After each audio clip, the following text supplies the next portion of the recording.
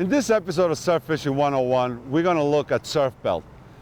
It's one thing that a lot of people take for granted, and they either use the surf belt that comes with the waders, which is garbage 99% of the time, or they buy these cheap waders in the tackle stores, which are also garbage 99% of the time. Now, you don't have to spend $100 on a surf belt, but I kind of want to tell you what makes a good surf belt and what makes a shit surf belt.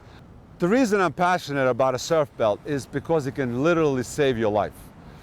The surf belt precludes the water from coming in and filling your waders and getting you wet. Please don't do this. Please do not wear your jacket on the inside of your waders.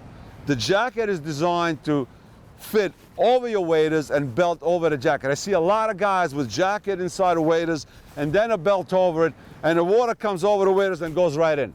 Okay, this precludes the water from going in, and you will fall. If you think you're the only guy that's going to stay dry for the rest of his fishing career, it's not going to happen. You're going to get knocked on your ass, you're going to slip, you're going to trip, you're going to fall, and this belt will preclude the water from going in. The other reason is, now, you can get away with a cheap belt if that's all you're trying to accomplish. As long as it's tight, even a piece of rope will do the job. The difference is that you can't possibly carry everything in your bag. And actually, the belt comes into play with using a bag too. But we all carry tools. They're convenient. To have your pliers in your bag for unhooking the fish is not convenient, or your boga. And you can only fit so much on your belt. So we carry pliers. We carry fish gripping tools or a scale. You can have a pork rind. You can have a different kind of fish gripper. You can have pouches through the loops on your belts. You can have them for rig deals. You can have them for bucktails. You can carry your camera. There's really a limitless applications what you can put on your belt. I would advise you not to look like you just come out of Louis Vuitton store and have 3,000 things on your belt with leaders hanging around and rig deals and live deals. You know, simplicity sometimes in this sport goes a long way. Now, I said, you know, what's a good belt? Well, here's the thing. Buckle being one. You want something solid. This one has a plastic buckle. This one has a metal buckle. You want to make sure that this will not come off, that this belt will not come off if you accidentally touch it. Now, this particular belt's got a clip, and if I do this and the clip comes off, my belt still stays on because it has Velcro on the inside that's holding it from precluding it from coming off. Okay, that's one thing. Buckle is very important. The other thing is the webbing. You want really, really stiff webbing. The stiffer it is, the better it is. Obviously, there's a limit to how stiff you want to be. You don't want to be that you can't get around it. But why do you want to stiff? Well, when you add all these things to it, your cheap belt's going to start to sag. And you're going to have a belt here, and this belt's going to sag. So what you do want is your belt to stay solid with all the stuff that you add to the belt. What else can you add to the belt? A lot of guys like to use these belt loops to attach the bags to their belt, so it takes all the weight off their shoulder. The belt can literally just sit, the bag can just sit on the belt itself like this while you fish, so you got no strap, okay? A lot of guys will also add these Carabiner clips. You add them to the belt.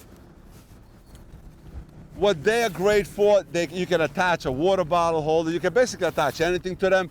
A lot of wetsuiters will use them in the back, and they will use these clips on the bag to clip the bag to the belt.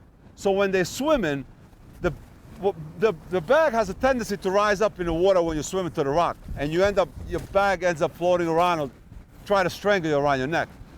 If you clip it to the carabiner clips in the bag will stay up like this while you're swimming, and then when you get up on a rock, all you got to do is unclip the bag and use it as it's designed or how you wish to use it.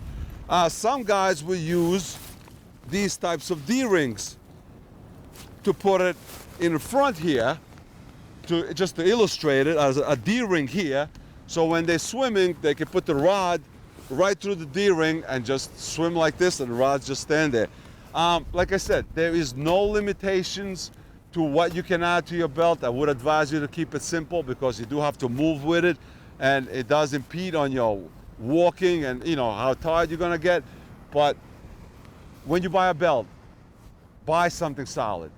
It can save your life in the surf. It will keep you dry and will help you carry your tools. And the last thing, I almost forgot, but I didn't. If you notice, everything on my belt is attached with lanyards.